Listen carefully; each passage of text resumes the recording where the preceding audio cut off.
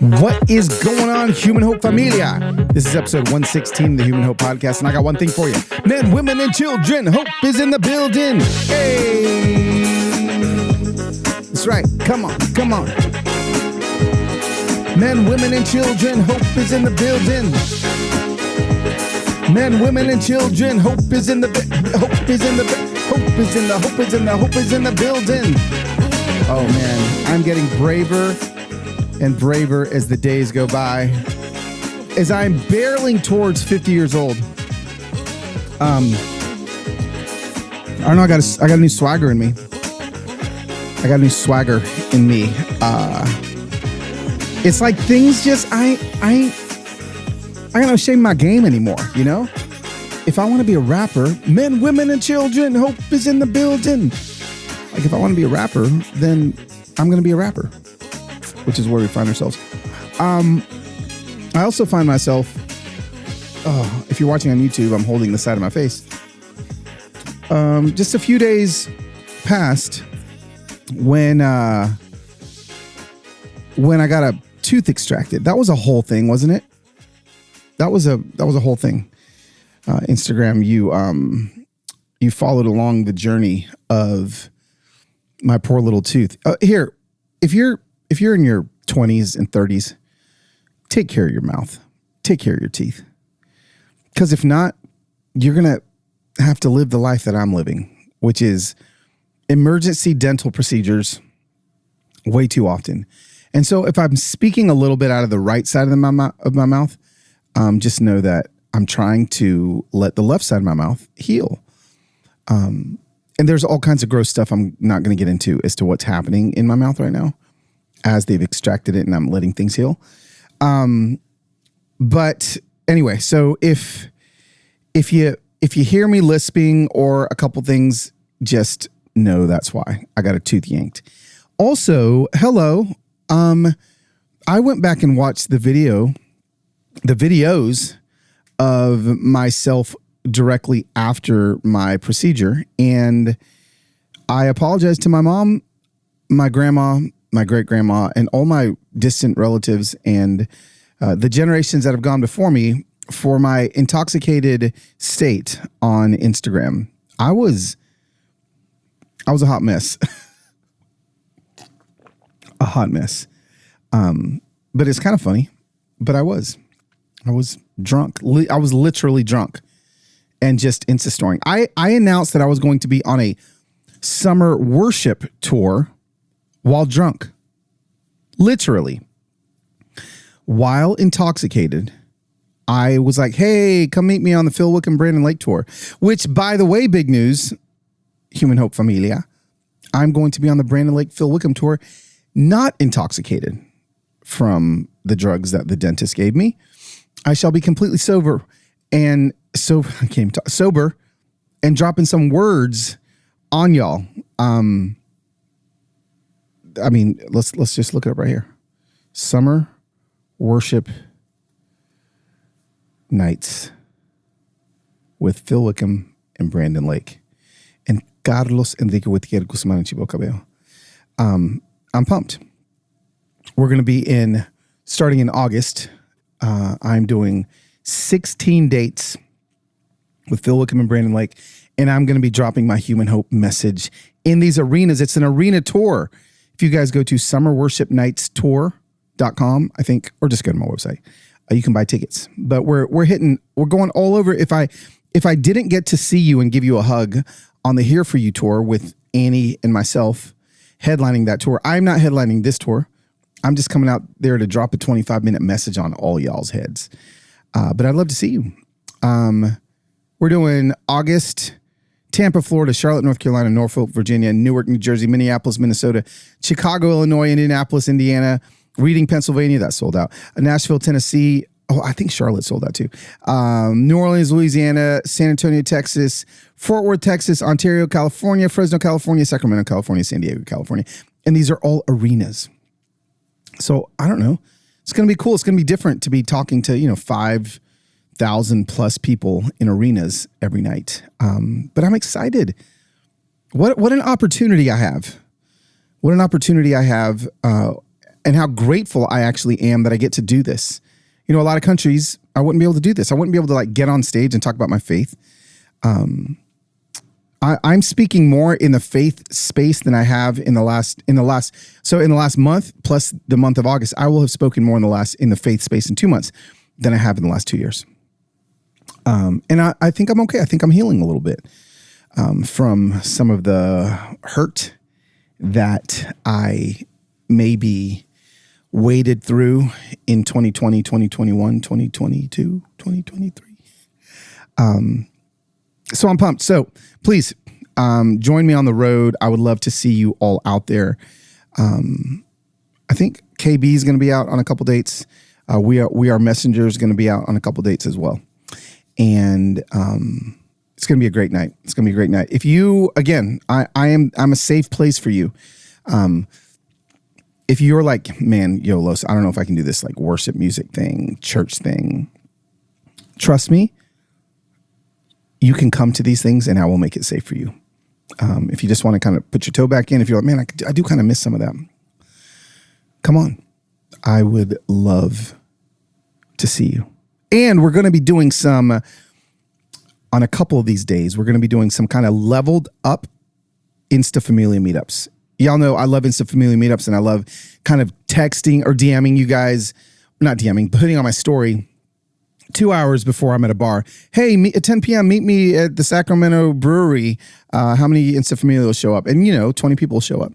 I'm thinking about on this tour, maybe picking 4 or 5 cities where I'm like, let's get a space where like 100 of us can meet. And I'll bring some stuff and it'll be a little bit, fancier Insta Familia meetup. So keep your eyes and ears peeled because not only will I be doing the Summer Worship Nights tour, I'm going to be adding some Insta Familia meetups at least once a week on this tour. It's going to be awesome.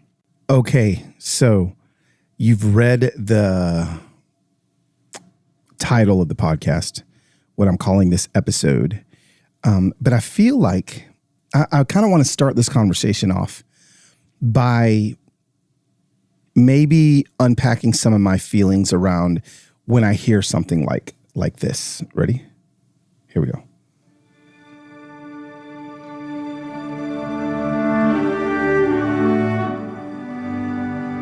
Okay, so what are you feeling right now? Tell me.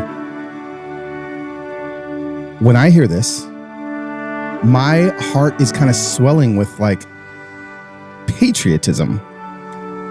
Okay, I don't know the composer of this song, Cody Martin, but he obviously tried to make it sound very patriotic, right? This is like, I don't know, like I see Mel Gibson walking out in The Patriot onto the battlefield, Revolutionary War, who knows?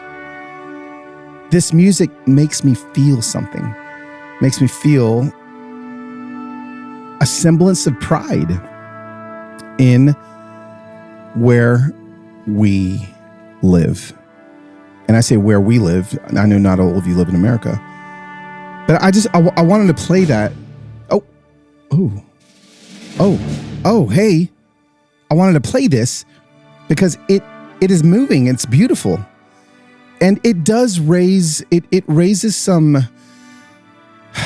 complicated feelings in my heart because I would say that up until, I don't know, my late 30s, I just would focus on the beauty and the pageantry of what the 4th of July was. We'll fade this out. And I wanted to play that because specifically it moves me because I believe that what this country is all about is beautiful. And like I love this country. I love the ideas that it was founded on. I love the 4th of July. Like I love Roman candles. I love fireflies. I love sweet tea. I love drinking beer. I like doing all the things that Southerners do on the 4th of July. I love the opportunity that this country has given me. I'm grateful for the opportunity that this country has given me, has given my family. I love that my dad, who was a Black Panamanian, immigrated to the United States in 1960. I keep forgetting the year, with $20 cash in a shoe shine kit. I love that. I love that he immigrated here and he made it, you know. I moved that men and women have sacrificed literally their lives for me to be able to continue in this experiment called America. Like, I love America. Understanding, though, that loving something doesn't mean accepting its dysfunction, right? Like, I love my kids, and the experiment that my kids are. But just because I love them doesn't mean that I'm just going to let them be and not be the best that they can be, right? It's my responsibility as their parent, as their dad, to continue to pour into them. So understanding that, and I think because of that love that I have for this country, I want this country to get to the place where the ideas that were written about in the Declaration of Independence in 1776 are no longer ideas, right? They're truths. But again, as we celebrated 2 days ago, and maybe continue on to when you're listening to this podcast, as America celebrated, again, our divorce from the Brits, there are people groups in America that continue to fight against modern day contradictions to the country's promise of equality. It's true. So the 4th of July, for some of you, wasn't complicated at all. Some of my favorite memories of summer have been from the 4th of July. Just, you know, not only like the barbecues and all the things, but I just remember sitting like in the Lenox Mall parking lot as a young kid and watching the 4th of July and just hearing all the patriotic music. I love it. Like, I absolutely loved it. But, always but, I will do all of those things. I will even sing the Star Spangled Banner continually on the 4th of July while holding America accountable to the lyrics of the final verse of the Star Spangled Banner. Have you ever heard them? Let me read them to you. Okay. Oh, thus be it ever when free men shall stand between their loved homes and the war's desolation. Blessed with victory and peace, may the heaven rescued land. Praise the power that had made and preserved us a nation. Ready? Then conquer we must when our cause it is just. Oh, he's a good poet. And this be our motto, in God is our trust. And the Star-Spangled Banner in triumph shall wave o'er the land of the free and the home of the brave.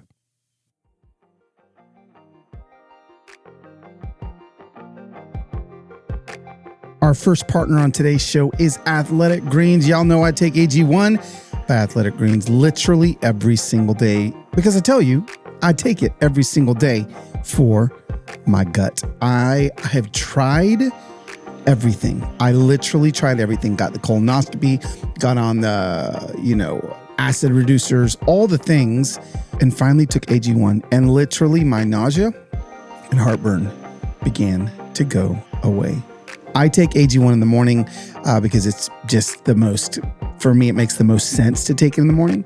And I get my little scoop, put it in my water, or if I'm on the road, I use the travel packs. And it has been so easy for me to keep up with this supplement routine because these bad boys get to travel with me in little packets. Again, really quickly, not only did it help me with my gut, but it helped me with my focus. I drink one less cup of coffee. And maybe it's placebo, but I think it is Athletic Greens that gives me that little extra boost. I need all the Human Hope Familia to jump on the Athletic Greens bandwagon with me. It's delivered to me every single month, so it's super easy to make it a daily habit. If you're looking for an easier way to take supplements, Athletic Greens is giving you a free 1-year supply of vitamin D and 5 free travel packs with your first purchase. Go to athleticgreens.com/humanhope. That's athleticgreens.com/humanhope. Check it out. It is hard out here for a small business. And if you're looking for good work, it could be really hard to find that person. Well, y'all don't have to worry anymore, because Indeed is the hiring platform where you can attract, interview, and hire all in one place. Instead of spending hours on all these job sites trying to figure it out, just go to Indeed. Just head over to Indeed.com. You're going to find the person you are looking for there. I promise. You know why I can tell you that? Because I found my person, Whitney, through Indeed's marketplace. She had uploaded her resume to our Indeed listing, and there she was when I needed her. But one of the things I also love about Indeed is that it makes hiring all in one place so easy, because they get us one step closer to the hire by immediately matching us or you with quality candidates. Okay. And even better, Indeed is the only job site where you pay for only applications that meet your must-have requirements. Start hiring now with a $75 sponsored job credit $75. That's a lot, yo. To upgrade your job post at Indeed.com/humanhope. Offer good for a limited time. Claim your $75 credit now at Indeed.com/humanhope.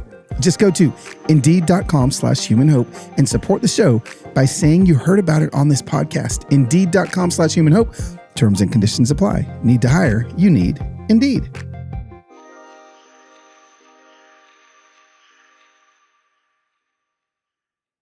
I love the 4th of July, but it's also complicated for me. I know it's not complicated for a lot of people, but you want to maybe just dive into some reasons why it might be complicated, knowing that you're hearing this from an American-loving, flag-loving son of an immigrant to the United States of America that is so grateful for this country. I think that as a black man, I think that my voice in this, I'll just say it, that my voice in this, as a black man that loves America and is not even remotely like bitter towards America, is a safe place for you to be able to process some of these things. So let's have a conversation for just a second about it, right? I'm going to kind of be hopping back and forth between some things that I have specifically looked up about the 4th of July.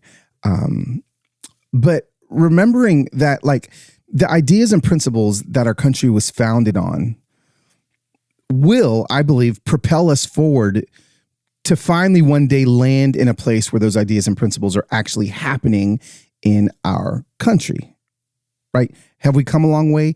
Yes, we absolutely have. But this great experiment, which really is what America is. Remember, we're young. We're so young. We're baby country, baby. Okay. It's still an experiment. It's a great experiment that I believe is still kind of beta testing. And I believe we will get to a place one day where there's justice and freedom for all, right? Again, going back to my dad, I went back a few years ago with my father to visit Panama, Colón, Panama, and to see, there's a YouTube video we'll put in the show notes for my YouTube channel of when I took my dad. I think it was a 3-part episode. And I just remember seeing the slums that he grew up in and how much, even in 1960, as a black man that immigrated to the United States, before blacks had equality, the amount of freedom he must have felt just escaping that, right? So that's like a true thing, is America, we still have things to work on, but it's still amazing. I think it's the greatest country in the world. I do. I believe that's why so many people are moving here and want to come here. Yes, we've got our problems, but again, I look at my father as an immigrant and I think, yes, like this is good. This is beautiful. And again, because of that, I see my right as an American to make sure that America continues to grow and continues to become what it could be. So as you listen to this conversation today, I need you, okay? If you could just for a second sit back and maybe understand why someone else may have a complicated relationship with the 4th of July. That's all I'm asking, is that you literally sit back and listen to understand, okay? Like, if we really get into like the specifics of the Civil War, we'll actually see that like right after the Civil War, Southerners actually stopped celebrating the 4th of July. Did you know that? Right after the Civil War, okay, Southerners, when the South lost, they stopped celebrating the 4th of July. And Black freed slaves began to gather and celebrate it. Literally, it says that they would gather in the downtown square of Charleston, and they would have poets come up and recite the Emancipation Proclamation. And they would come out and they would celebrate their freedom up until, again, the white Southerners in the South back in the day began to realize, wait a second, we don't want them celebrating the 4th of July. This is our holiday. But again, before the white Southerners began to re-celebrate, Black Southerners were the only ones that were celebrating the 4th of July. And of course, then we started to see oppression begin to happen, and we started to see Jim Crow laws begin to explode in the South, yada, yada. Suddenly, again, the 4th of July became complicated. Is it not celebrated by Black people? No, it's celebrated by Black people. But I mean, I honestly, like, this is just my circles.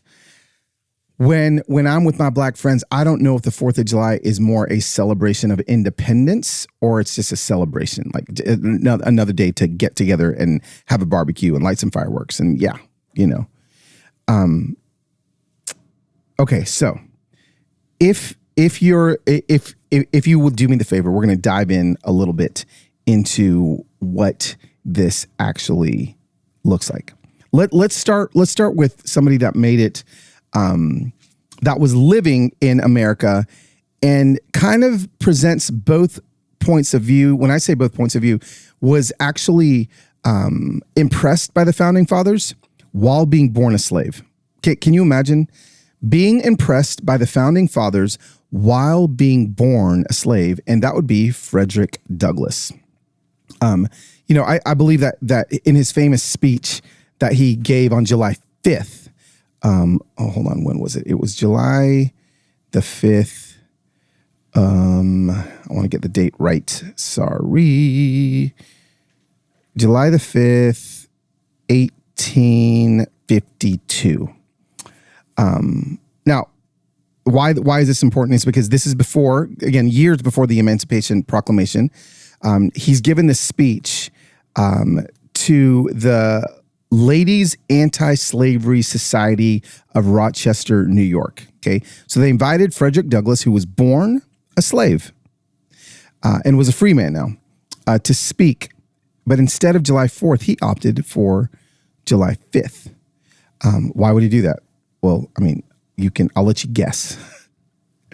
And what I love about his speech is that it holds both, like the both and. It holds them both really well.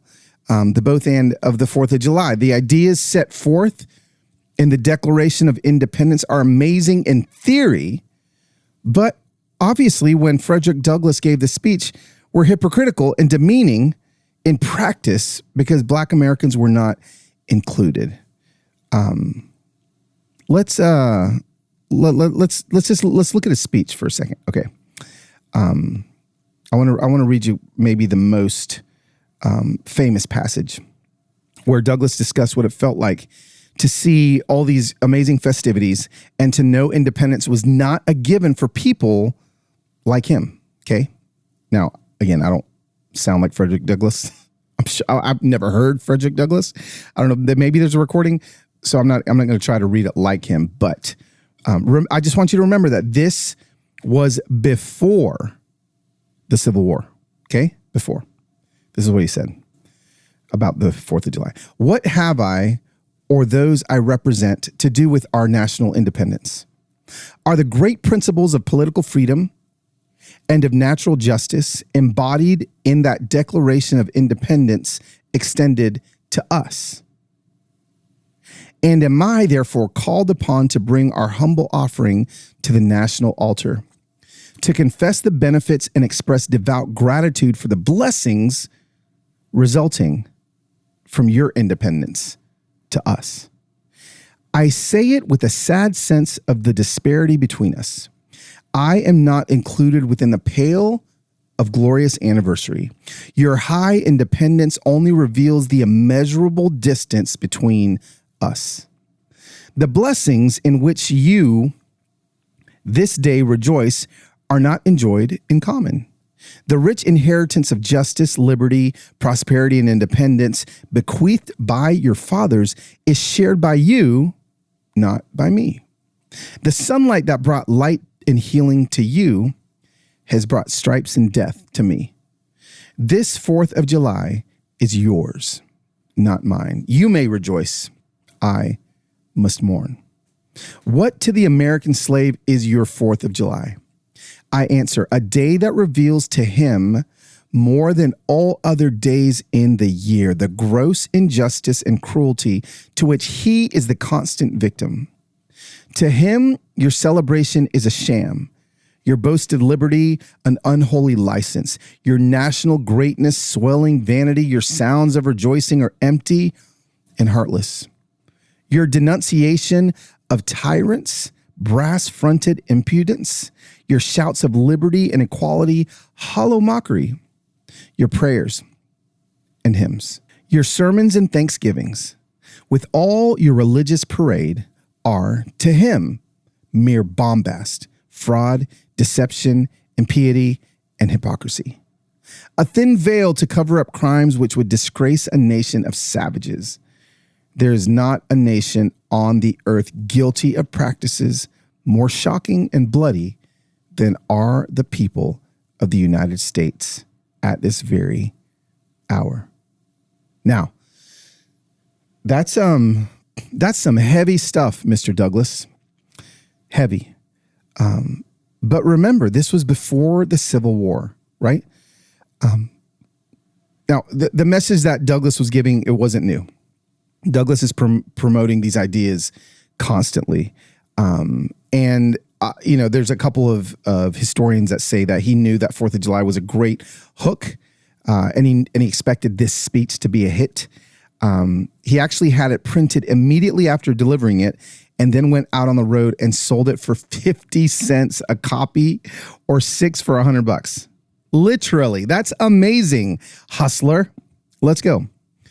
And this historian Blight says that he does some of his greatest writing in early 1850s during this terrible personal crisis. And right in the middle of it, because he was having a hard time, is the greatest speech he's ever delivered of the hundreds of speeches that he delivered in his life.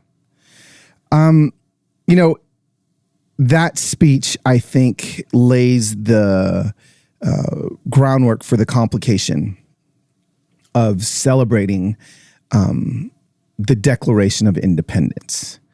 Knowing that the Declaration of Independence was not written with Black people in mind. Actually, was not written with anyone else than white men in mind. Like that, nobody can argue that. Okay, as Thomas Jefferson was writing, and they were all in that room getting the Declaration of Independence together, they were not thinking of anyone else but themselves and people that look like them. So already, hopefully, this can help you lean into why it is complicated, right? There's like understanding this, there's like generational trauma that is associated with all of this. You know, if you go back to my podcast with Kobe Campbell a few weeks ago, she talks about generational trauma and how it's actually evident in DNA. And so understand this, like generational trauma does impact the 4th of July celebration for not only Black Americans, but American Indians. Have we even thought about that? Have we thought about whose land this was and then whose land this suddenly wasn't? It's complicated.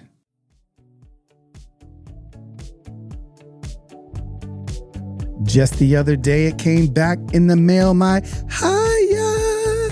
Listen, I need you to give it a shot. Haya is not just a vitamin that your kid's going to love. Trust me, you're going to love it too. While most kids' vitamins are filled with 5 grams of sugar, y'all know I talk about it all the time. Those are so bad. They're actually not even good for your kid. They're bad for your kid, but Haya is made with 0 sugar and 0 gummy junk. Yet it tastes great and is perfect for the picky eaters. And I made a decision this week to sneak a Haya vitamin to one of my friends, Martha, and her kid when he came over. Now, I did not just stick the Haya vitamin in his mouth. I said, hey, can I try this on your kid? And she was like, whoa, he scarfed that down. Why? Because Haya tastes amazing. And it's formulated with the help of nutritional experts. Haya is pressed with a blend of, listen to this, 12 organic fruits and veggies and supercharged with 15 essential vitamins and minerals, including vitamin D, B12, C, and zinc. Okay. I have loved Haya and I know you will too. We worked out a special deal for Haya for their best-selling children's vitamin. Receive 15% off your first order. That's right, 15%. To claim this deal, you must go to hayahealth.com/humanhope. This deal is not available on the regular website. You got to go to hayahealth.com/humanhope and get your kid the full body nourishment they need to grow into healthy adults.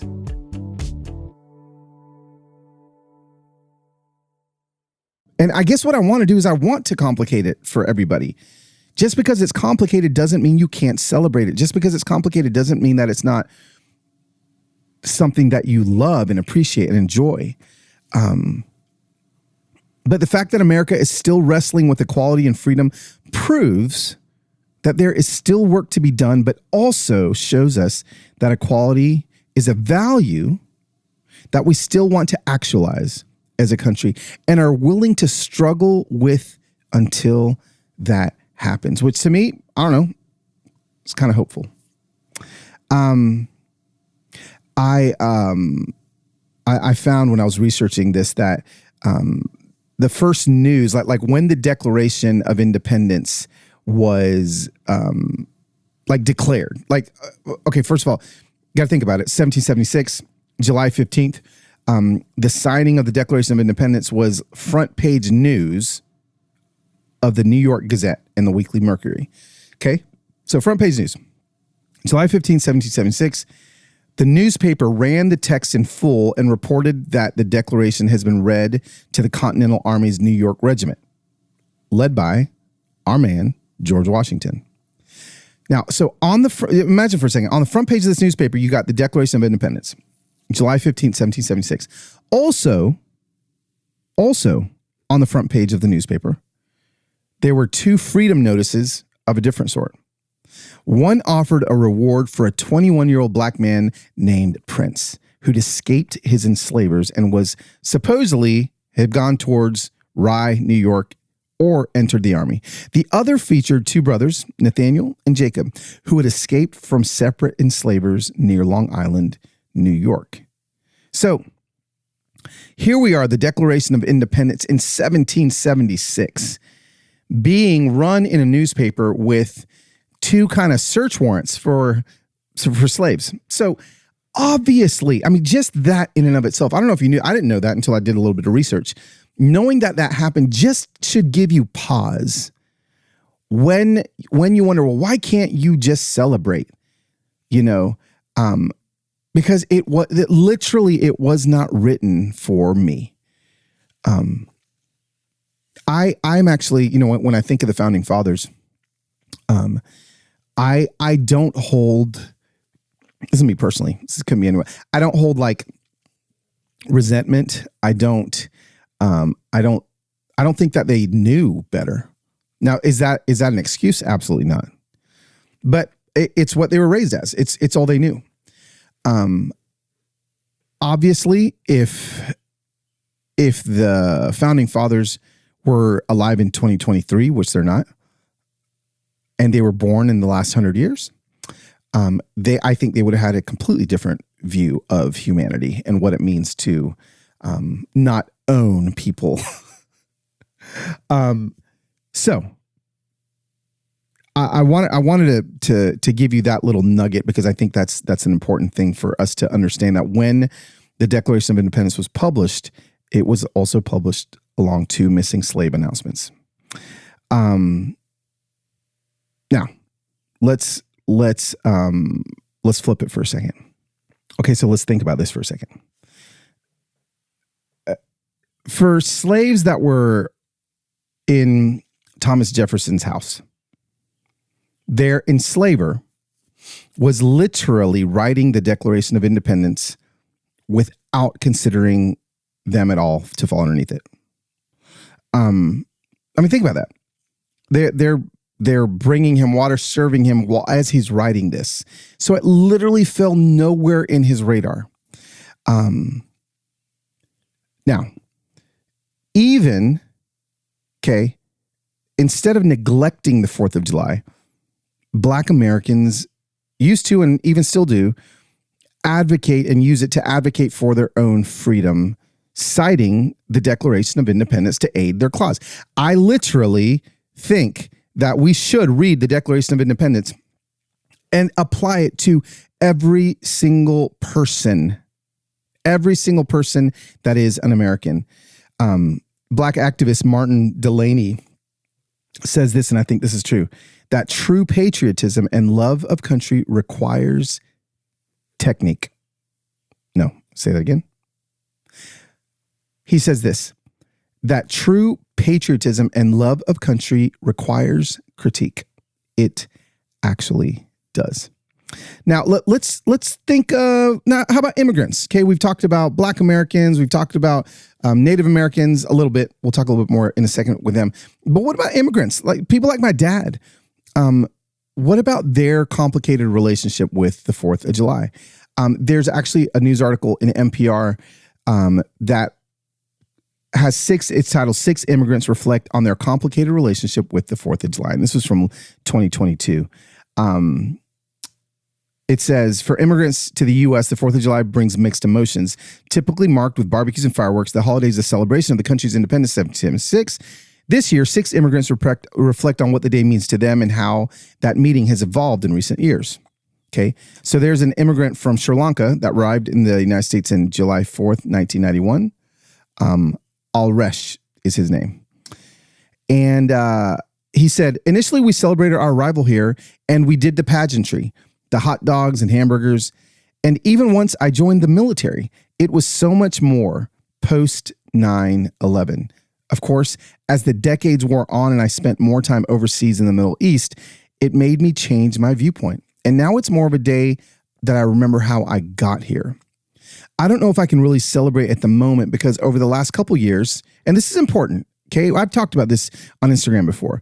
Over the last couple years, the flag, it wasn't flown in like a friendly sort of way. I really need you guys to sit with me on this. I love how he says this. It was almost like a threat. You know, you have to be a patriot waving the flag to be American. So the 4th, I think it's a day of reckoning for people now. If we go back to 2020 and we talked about my bias and how I had a bias towards white Southern men with flags on their chests, it's because the flag was weaponized against me. Somebody else, one of the other immigrants said something about it. Oh yeah, this one. This is Becky Diaz. She immigrated from Honduras, arrived in the United States in 1989. She said, in the past, I would say it was more passive, just like fun, not a big deal. An excuse to barbecue or cook out. In recent years, this is just so good. In recent years, it's felt almost like dangerous. It just feels like things that shouldn't have a negative meaning now have taken on a negative meaning, like nationalism, patriotism, the flag, the red, the white, and blue. They just have a different meaning now. There was such a shift in what it meant to love America. Even the demand for loving America was different.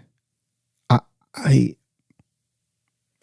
just feel that. I feel that, right? Like it shouldn't feel that way. But patriotism has gotten really hard because people now, and I didn't feel this before, You know, I mean, I'm almost 50 years old, and this has been a last 6 years thing.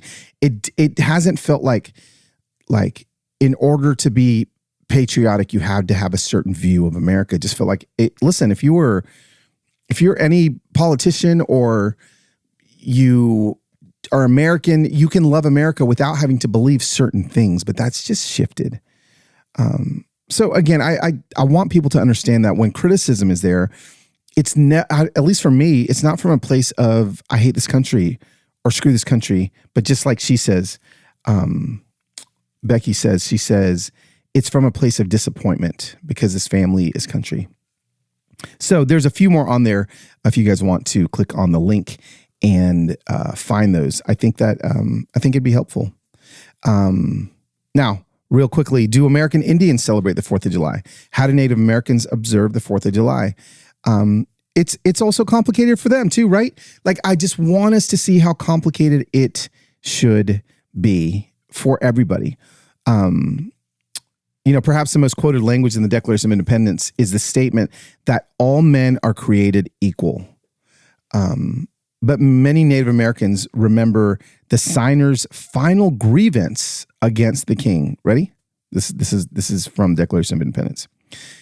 He has excited domestic insurrections among us and devoured to bring the inhabitants of our frontiers, the merciless Indian savages, whose known rule of warfare is an undistinguished destruction of all ages, sexes, and conditions. I mean, welcome your new neighbors. From the beginning, the U.S. government policy contributed to loss of culture and loss of land. And again, this is something that I didn't realize until our research as well. In the 1880s, the U.S. government developed what has come to be called the Religious Crimes Code. And they were regulations at the heart of the Federal Office of Indian Affairs Code of Indian Offenses that prohibited American Indian ceremonial life. So it was enforced on reservations. The code banned Indian dances and feasts, disrupted religious practices, and destroyed or confiscated sacred objects.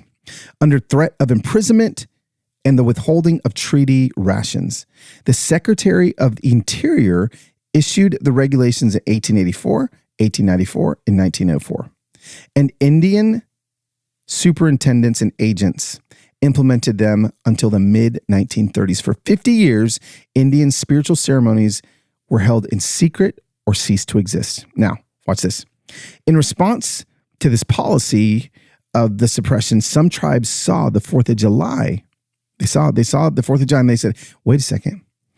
What if we celebrate our ceremonies on the 4th of July? So they began to conduct ceremonies on the 4th of July as a way for Indians to learn patriotism to the United States and to celebrate the country's ideals.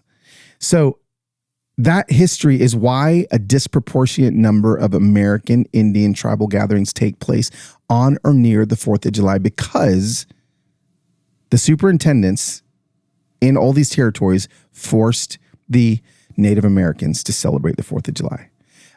But then the sneaky original OG Americans said, okay, we'll just celebrate our native rituals because you're letting us celebrate and dance on the 4th of July. We'll just say that we're celebrating the 4th of July, but we're actually celebrating the things that we believe in. So it's complicated even for Native Americans. It's complicated. But Carlos, Carlitos, why, can't we just... it's been 200 years. Why can't we just get over it? Why can't we just move on? Because why in the world would we want to? Why would we want to forget how we started this experiment and where we are now?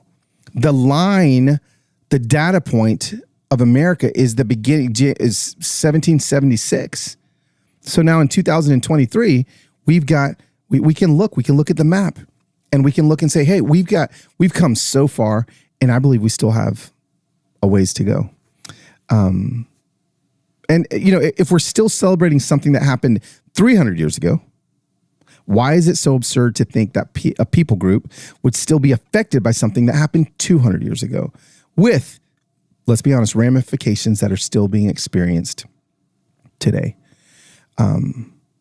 Black American culture, they're really good at grieving communally. And that's just not something that a lot of people are comfortable with. And I think that's why it makes people uncomfortable to maybe grieve a little bit on the 4th of July and say, you know what? I love America, but I am also going to look at those that have a complicated relationship with the 4th of July and say, I see you too. I see you too. Man, that was a lot. I didn't mean to even go this far. But I just believe that, as we, I actually purposely, I almost put this episode out last week, but I wanted everyone to be able to celebrate and to feel and to be able today to be able to look back at what you felt on the 4th of July and ask yourself, okay, those are the things I felt. Can I understand now that I've felt those things, because we all have, can I understand why somebody else might have a different relationship with the 4th of July? And again, this wasn't a conversation to convince you of anything, as opposed to just having you listen to, understand. For most immigrants that come to America, they're coming from countries that aren't just like poor and impoverished, right? So like my dad, when he came to America, he wasn't coming from like a dictatorship country. He was just coming from a poor country. But many immigrants are coming from countries that are especially oppressive. And so the freedom that they have in America, though it's still imperfect, is something that they're incredibly grateful for. And so I would even say to those people that are looking at like, no, see, America's got a ways to go. But people are coming here because America's great. Okay? So, people are literally fleeing their homelands to come here because we got goods here that they ain't got. So be proud of those things. I think it's okay to be proud of those things. I don't know if you guys know this. 18% of the Union Army was comprised of immigrants. 20% of the Medal of Honor recipients have been immigrants. So anyway, I want the viewpoint from both sides of wherever you sit on when it comes to the 4th of July. I want you to be equally understanding of people that view it differently than you. That's it. So what I want to do to end this is I want to play another song that I think is patriotic, and that maybe will allow you to understand that while some of the patriotic songs were being penned and played as a celebration of the independence of many people in America, that some of these songs were also being penned while people were still waiting for their independence. Oh, freedom. Oh, freedom. Oh, freedom over me.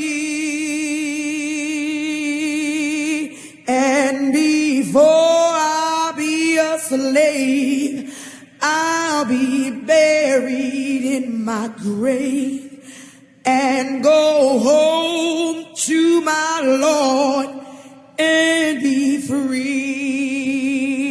Oh, freedom. Oh, freedom. Freedom. Oh, freedom. Oh, freedom over me. Over me. And before I be a slave, I'll be buried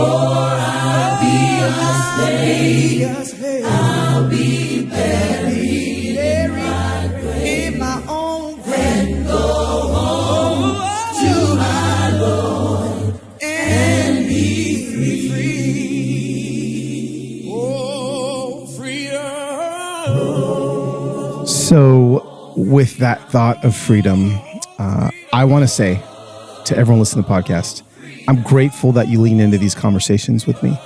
I'm grateful that you share these conversations with other people, because I believe that our empathy is going to be the thing that leads us and so many more people towards a freedom that they don't even know that is there for them. I'm grateful. I'm grateful for America. I'm grateful that I'm able to live in this beautiful country. And I'm grateful that this country allows me the opportunity to make it even better. Love you guys. See you next week on another episode of Human Hope. And before I be a slave, I'll be buried in my grave and go home to my Lord.